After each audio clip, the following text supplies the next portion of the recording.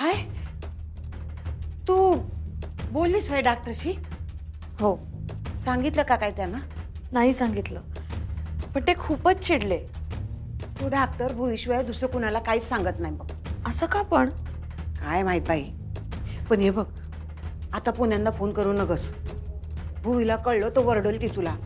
अहो पण आजी, मग आपल्याला कळणार कसं काय त्यांना नेमकं काय झालंय ते? तुम्ही बोलता का भुवनेश्वरी मॅडमशी? कारण डॉक्टर म्हटले की त्यांना माहितीये नक्की काय झालंय ते.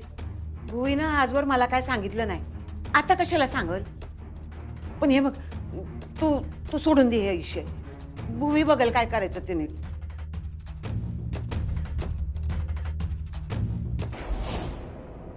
मला काय माहिती की आई बाबा असा कारभार करतील माझ्या पैशांचा. बरं ऐक ऐक हे बघ हे बघ, आपण एकमेकांवरती नको चिडूयात. ते पैसे परत कसे आणता येतील ना याचा विचार करूयात आता. हे पण ते पैसे कसे मिळणार? ताईने एव्हाना मॅडमने पैसे दिले पण असतील. तू तू मागच्या वेळी जसं डोकं लावलं होतं ना तसं आत्ता लाव आणि परत मिळव मॅडमकडून पैसे. हिरू बघ, मी फार प्लॅनिंग केलंय त्याच्यावरती. हां प्लीज मॅडमकडून पैसे परत मिळव ना. आणि यावेळी जरा मोठा शब्द टाक. असंही त्या म्हणायलाच होते ना की 5-10 लाख रुपये देईन म्हणून. प्लीज त्यांच्याकडून पैसे परत घे. मी निघू, मला जावं लागेल. हां आपण परत बोलूयात. बाय, काळजी घे.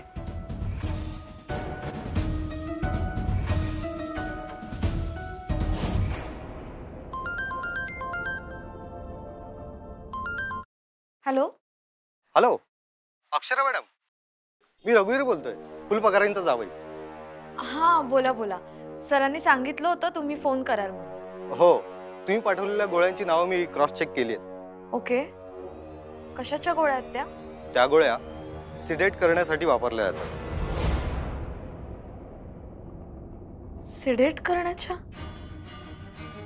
म्हणजे शांत करण्याच्या गोळ्या आहेत? हो बरोबर. एखादा पेशंट जास्त व्हायलंट होत असेल तर माणसाला शांत करण्यासाठी ह्या गोळ्या दिल्या जातात.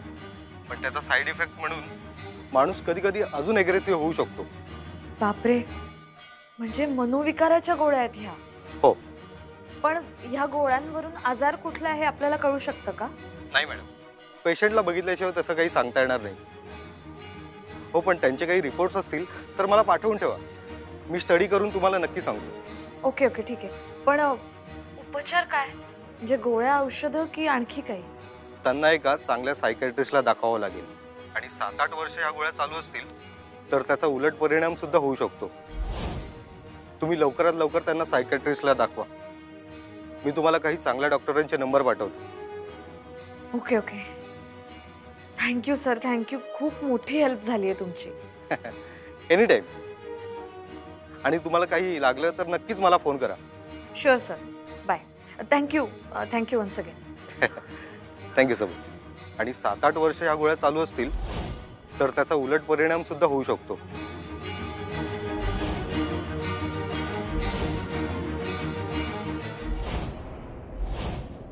झालं का तुमचं बोलणं डॉक्टरांशी? झालं. काय म्हणले डॉक्टर? काहीच नाही म्हणले. म्हणजे चिडले. का चिडले? ते विचारलं ना त्यांच्या तब्येतीविषयी म्हणून. चिडण्याचं काय कारण? तुम्ही तुमच्या वडिलांबद्दल चौकशी केलीत की? नाही, मी नाही विचारलं. मग कोणी विचारलं? तुम्ही तर म्हणलात ना व बोलणं झालं म्हणून. हा बोलणं झालं, पण माझं नाही झालं. मास्तरीनबाई बोलल्या. त्या का बोलल्या? आणि त्यांच्याकडे नंबर आला कसा? तुम्ही त्यासनी नंबर दिला होता काय? हा, मीच म्हणलं त्यासनी बोला म्हणून. आम्हाला संशय होताच. शेवटी तेच झालं. काय झालं? काय सर? सुनबाईंना नंबर पाहिजे होता म्हणून तुम्ही नंबर मागितला. नाही, मलाच नंबर पाहिजे होता. मग तुम्ही का नाही फोन केला? हा अधिपती, उगा गोल गोल बोलू नका. खरं काय ते सांगा. सुनबाईंनी त्या डॉक्टरला फोन करायची काय गरज होती? नाही म्हणजे घरात शांतपणा करतातच त्या, तो आम्ही सहन करतोय, आता बाहेरच्या लोकांपुढे पण शांतपणा करणार त्या? हा काय ना अधिपती, आम्हाला त्यांचं वागणं अजिबात आवडत नाही, पण आम्ही तुमच्याकडे बघून गप्प बसतोय, कारण घरात सारखे वाद झाले का नाही त्याचा परिणाम तुमच्यावर होईल. दर येळी आम्ही 2 पावलं मागं येतोय, पण ह्या काय थांबायचं नावच घेत नाही, आपलंच घोडं दामटवत राहत्यात. 1000 वेळा त्यांना सांगितलं तुम्ही मध्ये पडू नका, पण नाही. इतकी वर्ष आम्ही त्यांच्या तब्येतीची काळजी घेतोय, करू की आम्ही त्यांच्यावर उपचार. आता जेव्हा आम्ही थकून जाऊ, आमची तब्येत आम्हाला साथ देणार नाही, तेव्हा सगळ्या गोष्टी त्यांच्या हातात सोपवू आम्ही.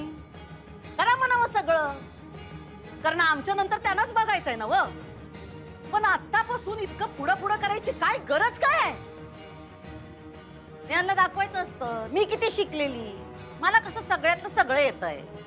आता आम्ही त्या डॉक्टरांच्या संपर्कात आहोत, तरी पण आमच्या माघारी आमची सून त्यांना फोन करते म्हटल्यावर त्या डॉक्टरना काय वाटलं असेल?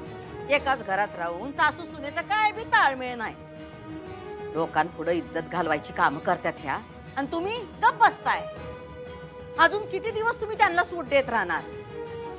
जाऊ दे, द्या सूट तुम्ही. भाईसाहेब तुम्ही चिडू नका की, ऐका माझं, तुम्ही शांत व्हा, शांत व्हा.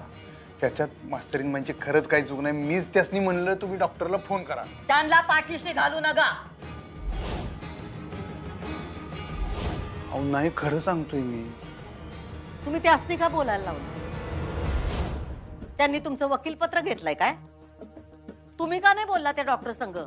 अहो बघा, आपण पडलो रांगडी माणसं, आपली भाषा वेगळी, त्या डॉक्टरची भाषा वेगळी. म्हणलं तो काय तर इंग्रजीतनं बोलणार, मला काय पत्त्या लागणार नाही, तो काय बोलायला येते म्हणताना मी म्हणलं मास्तरीन महिना तुम्ही बोलून घ्या, समजून घ्या काय प्रॉब्लेम झालाय काय नाही जरा. मग तसं मग तुम्ही मला सांगा, आणि मग आपण काय ते पुढचा इलाज काय ते करायचं. त्या एकदम शांतपणेच बोलत होत्या डॉक्टर संग, पण तो भडकला एकदम, त्याने काय सांगितलंच नाही. अधिपती तुम्ही खोटं बोलताय. नाही आई साहेब, सुनबाईंना पाठीशी घालायला खोटं बोलताय. नाही, मी खरं सांगायला लागलोय आई साहेब, मी तिथंच होतो, माझ्या समोरच फोन लावला त्यांनी.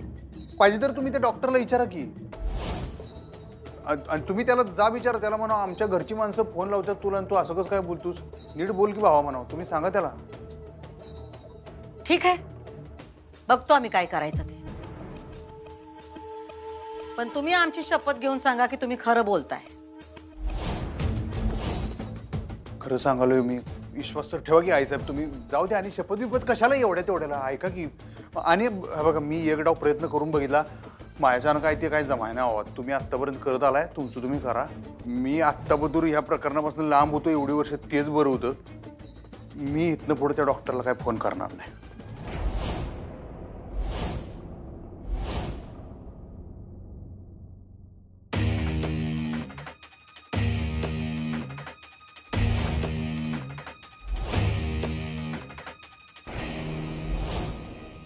त्या गोळ्या सिडेट करण्यासाठी वापरल्या जातात, तर त्याचा उलट परिणाम सुद्धा होऊ शकतो. बघा ऐका, मी बोललो आईसाहेबांसंग, ते सगळं आहे कुणीकडे हरवलंय, कुठे लक्ष आहे, मी काहीतरी सांगालोय. अधिपती ऐका ऐका, पहिलं माझं ऐका तुम्ही. मी आईसाहेबांसंग बोललोय, काय ते सगळं जे काय मॅटर झालं ते मी माझ्या अंगावर घेतलंय, आता सगळं मिटलेलं आहे.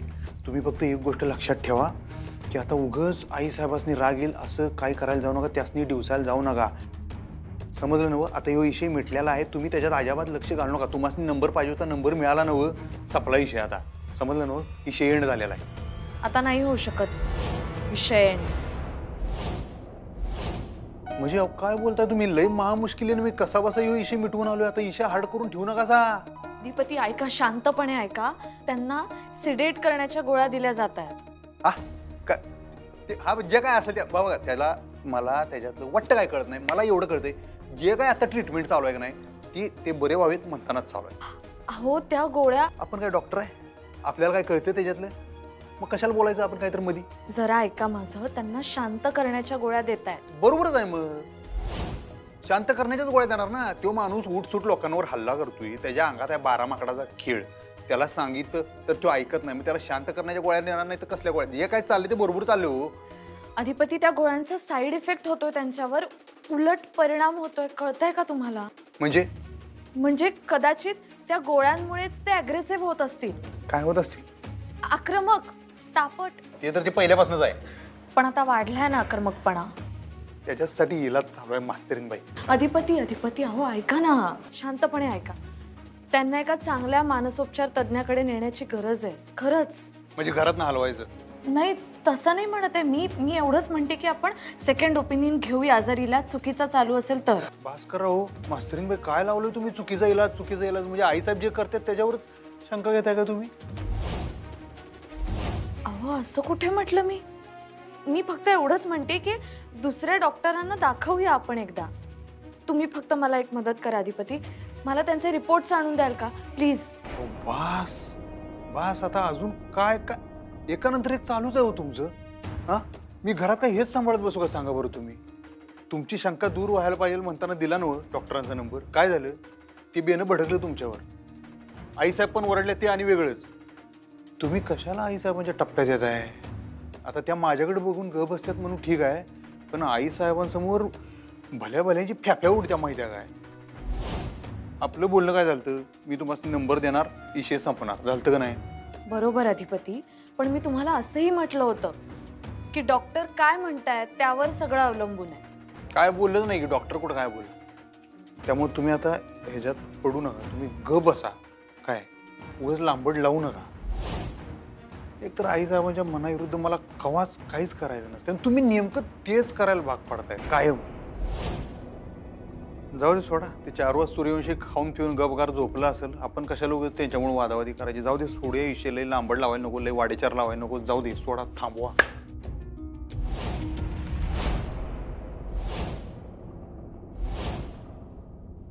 समज कळतंय आम्हाला.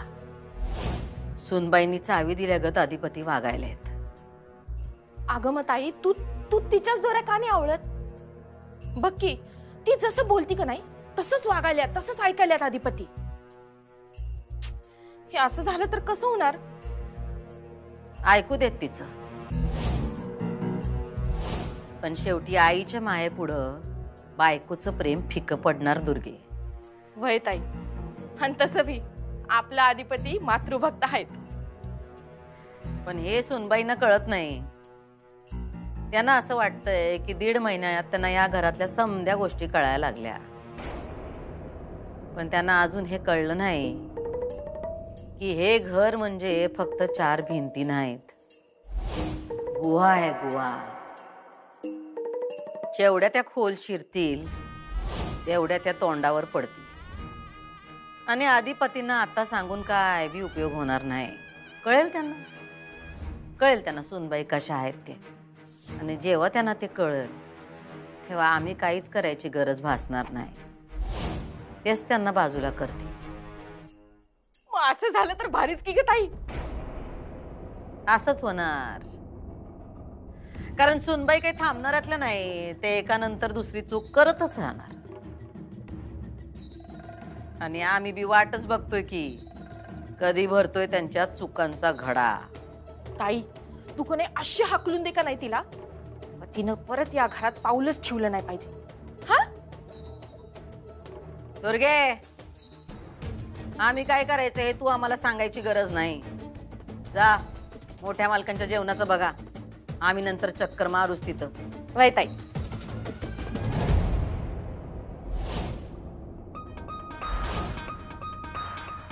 अधिपती प्लीज असं नका ना बोलू. त्यांना खरंच आपल्या मदतीची गरज आहे. आणि ते फॅमिली आहेत की नाही, मग आपण त्यांना मदत केली पाहिजे ना.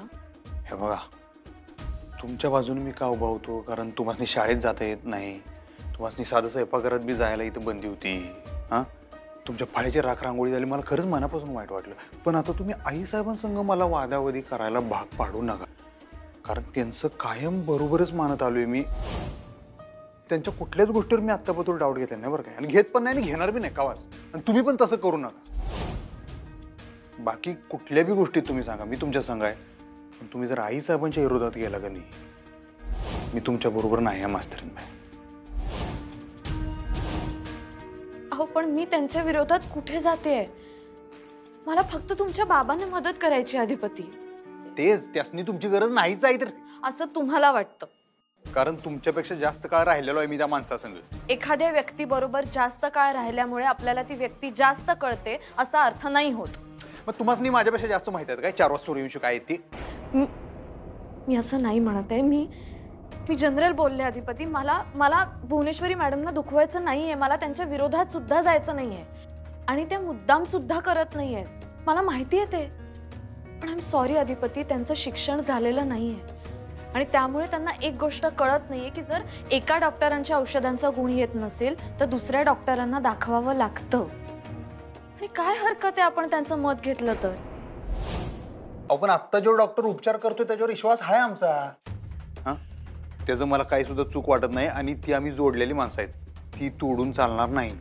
अहो पण हेल्थचा प्रश्न आहे ना त्यांच्या, आणि दुसरे डॉक्टर पण हेच उपचार करा असे म्हटले तर ठीक आहे. ओ बास मास्तरीन, आता खरंच बास हो, लय झालं आता. आणि तुम्ही शिकलेलं याचं म्हणजे तुम्हाला सगळ्यातलं सगळं कळतंय असं नाही. आमच्या आईसाहेब पण काय आत्ता जन्माला आलेल्या नाहीत. त्यांना त्यांच्या गोष्टी बरोबर कळतात की तुम्ही कशाला त्यांच्या भानगडीत नाक खुपसालाय. भानगडीत नाक खुपसता म्हणजे? अधिपती हद्द झाली हा तुमची. या घरात सून म्हणून आलीये मी. मला तुम्ही इथे स्वयंपाक करू देत नाही, मला शाळेत जाऊ देत नाही, माझी शाळा बंद केली आहे आणि आता एका आजारी माणसाला मी मदत करतेय तर तुम्ही मला म्हणता मी नाक खुपसतेय. घरच्या माणसाबद्दल कन्सर्न असणं म्हणजे नाक खुपसणं नाहीये अधिपती. अहो मी असलं कवा काही केलेलं नाही. म्हणजे?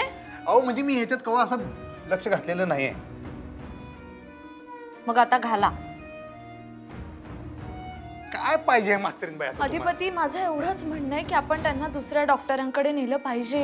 अहो पण असं केलं तर आईसाहेब जे करतात त्याच्यावर अविश्वास दाखवल्यासारखं होणार. पण त्या डॉक्टर नाहीयेत ना अधिपती. मग तुम्ही आहे का डॉक्टर? नाहीये मी डॉक्टर, म्हणूनच सांगते अधिपती आपण एकदा दुसऱ्या डॉक्टरांना दाखवूया प्लीज. तुम्ही याच्यात पडू नका. एक डॉक्टर त्याचा उपचार करतोय, त्याला तो करू दे की. तुम्हाला सांगतो तुम्ही खरंच ह्याच्यात अजिबात लक्ष घालू नका, कारण ह्याचा परिणाम आहे ना आपल्या अख्ख्या घरावर होतोय. ते जर बिघडलं ना तर मग ती रिपेअर होणार नाही, एवढं तुम्ही ध्यानात घ्या. म्हणजे तुम्ही मला साथ देणार नाही? आईसाहेबांनी त्रास होईल असं काय करायचं नाही आम्हाला. अहो पण तुमच्या वडिलांना त्रास होतोय अधिपती, त्याचं काय? तर तुमच्या बोलण्याचा त्रास व्हायला बरं का मला. कारण अधिपती तुम्हाला माझं बोलणंच कळत नाहीये. तुम्हाला माझं बोलणं कळत नाहीये, तुम्ही समजून घ्या. त्यांच्यावर जे उपचार चाललेत का नाही ते बरोबर आहे. बरोबर नाहीये. तुम्हाला काय माहिती? मी बोलले दुसऱ्या डॉक्टरांशी. का? त्याची काय गरज होती? गरज होती. हे बघा ऐका, मी त्यांच्याशी फोनवर बोललीये आणि ह्या विश्वासातल्या डॉक्टरांनी मला सांगितले की त्यांना सेकंड ओपिनियनची गरज आहे, नुसतं गोळ्यांवर भागणार नाहीये. फक्त फोनवर बोलून त्याला कळलं काय दुसरा डॉक्टर पाहिजे ती? अहो नाही, असं नाहीये. त्यांनी गोळ्यांची नावं क्रॉस चेक केली आणि मग मला सांगितलं. गोळ्या? त्यासनी कसं कळलं कुठल्या गोळ्या चालू आहेत ते? मी सांगितलं. तुम्हाला कसं कळलं? हे बघा एकदा त्या नर्स आल्या होत्या तेव्हा मी त्यांना विचारलं गोळ्यांबद्दल, तर त्यांनी मला काहीच सांगितलं नाही. आणि मग अचानक माझा धक्का लागून त्यांचा औषधांचा बॉक्स खाली पडला आणि मला काही औषधं दिसली. मग मी ती लिहून ठेवली. आणि अधिपती ह्या घरात मला कुणीच काहीच सांगत नाही त्यांच्याबद्दल, म्हणून मला शंका आली आणि मग मी ते क्रॉस चेक केलं आणि बघा आता काय समोर आलंय. हो, तुमचे हे सगळे उद्योग जर आई साहेबांनी कळले ना राडा होईल बरं का घरात. तुम्ही एवढं का घाबरता भुवनेश्वरी मॅडमना? त्यासनी घाबरत नाही मी, पण त्यांना दुखवायची भीती वाटते मला. पण अधिपती तुमच्या बाबांची तब्येत सुधारली तर त्या दुखावल्या का जातील? तुम्ही आता वडाची पारंबी पिंपळाला चिकटवायला चाललाय बरं काय. मला तुमचं लॉजिकच कळत नाही. मला तुमचं लॉजिक कळत नाही आणि ते काय कामाचंच नाही. मला एक कळत नाही तुम्हाला त्यांच्याबद्दल एवढा पुळका का? कारण ते मला माझ्या बाबांसारखे आहेत आणि खरं तर हे सगळं तुम्ही करायला हवं, पण ते तुम्ही नाही करत आहात. अहो नाही करायचं मला त्यांच्यासाठी काय, कारण तो माणूस त्या लायकीचा नाही आहे. लहानपणापासून आत्ता पतूर फक्त लोकांच्या अंगावर हल्ले करताना बघितलं मी त्या माणसाला, बस बाकी काय नाही. त्याच्याविषयी माझ्या मनात तीळ मात्र सुद्धा माया नव्हती, नाही आहे आणि नसणार आहे कवाच. आणि आमच्या आईसाहेब म्हणजे काय काय कोण चेटकीन नाही आहेत त्यांचं काहीतरी वाईट करायला. त्यांनी आईसाहेबांविषयी जे काही केलंय त्याच्यानंतर सुद्धा आईसाहेब त्यांच्याविषयी जसं वागतात ते बघा तुम्ही, काळजीनंच वागतात त्या. मी त्यासनी किती वेळा म्हणलं ठेवा म्हणलं हॉस्पिटलमध्ये, काय फरक पडतोय, पण आईसाहेब म्हणतात नाही घरात राहिलं पाहिजे. का? कारण हॉस्पिटलमध्ये कोणी घरच्यासारखी काळजी घेणार नाही. आईसाहेबांची माया जगा वेगळे हो, तुम्हाला माहित नाही, तुम्ही ओळखत नाही आमच्या आईसाहेबांना. माझं फक्त ओ बास झालो आता, खरंच बास. लई बोलला तुम्ही आणि आपण दोघं बी लई बोललो ह्या विषयावर. आता ह्यो विषय बंद म्हणजे बंद करून टाकूया. वॉर्निंग देतो बरं का मी तुम्हाला. ह्या विषयावर आता ह्याच्यापेक्षा जास्त काही सुद्धा बोलायला नको. तुम्ही जर शाणे असाल तर विषय समजून घ्या आणि गप राहा. तुम्ही काही सुद्धा करू नका, ह्याच्यात पडू नका. यावर तुमची मर्जी. पण मी तुम्हाला एवढं सांगतो, आईसाहेबांनी ज्या गोष्टीची मनाई केली ती गोष्ट मी करणार नाही, माझा जीव गेला ना तरी.